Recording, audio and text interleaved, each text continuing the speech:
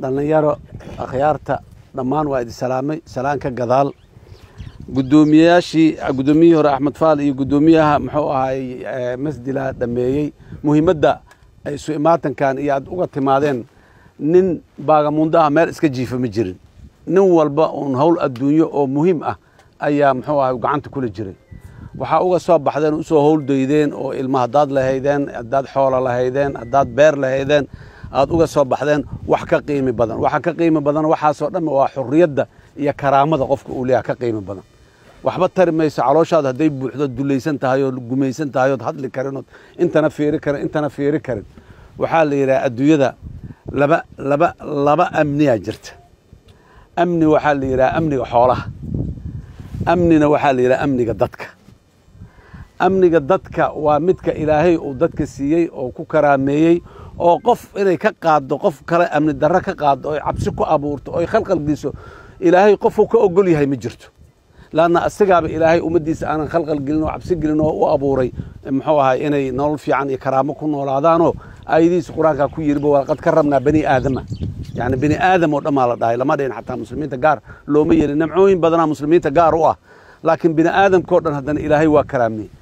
shakhsiyadaas ilaahay karaamay ninka karaamada inuu ka qaadan rabo waa uu sidiisaba nin ilaahay ka fogaaday waaye oo aanan muxuu ahay Allah iyo tubtiisa iyo taladiisa aan meel ku lahayn nimankan cadowga ah waa niman Allah tubtiisa ka leexday waaye xeradii islaamka ka baxeen waa sababta khawaarij loo yiri mana aha ayagu uma horeeyaan hortooday soo jireen markii ugu horeysay iyo kuwii ugu horeeyay midna ma aan marka nimanka noocaasa waaye malaha ajanda dadka Soomaaliyeed ay kala yihiin dadkan diintooda loo ilaaliyo oo dalkooda loo ilaaliyo oo dawladooda loo ilaaliyo oo deegaanada loo ilaaliyo ma qabaan waxay ku leeyihiin muslimiinta caalamka ku nool oo dhan khayr iyo wanaag iyo maxaan ku raag guulan la wada jecelnahay anna kamidanahay laakiin haddana duruufta maanta jirta sababtay muslimiintu inay kala dal iyo kala dawlad inay tahay qolo walbana dawladeeda iyo dalkeeda haysataa waan ku dhaqan tahay iskaashina waa ka dhaxeeya annagu marka inaan dal lahaano kuwa noo diidaya lagu beer la xawsanayo mashaakilaadka caalamka islaamka ka jiraan inta ka xalinayna Soomaaliya aan ka xalinayna waa been waa kidb waa niman maxaan ku raadaay takrifalay diintii ka fogaaday Allah ka fogaaday inaan marka aan ay la xajecel iyo cabsi iyo nagu beeraan wax ma macna ma sameynayso deegaankan iyo dadka degan reerkan horeyaan u sheegay muxuu ahay doorkii aad horeen uga soo qaateen haddana aan wali ku suntantiino waxa daliil u ah deegaankiina inaanu shabaab imaanin aanu soo haweysan inuu soo dhax istaagin waayaan daba daliil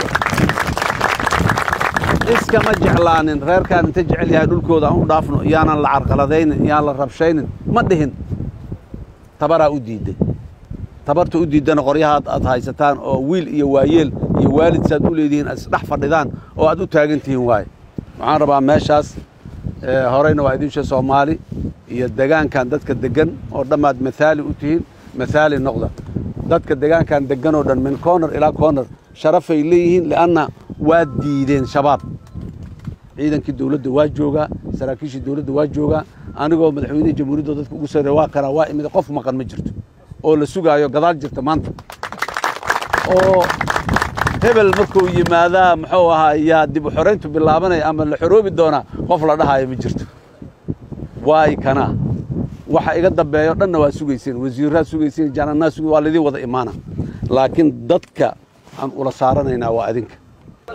guuleysta guushiina ogaada guushiina guul Soomaaliyeed waay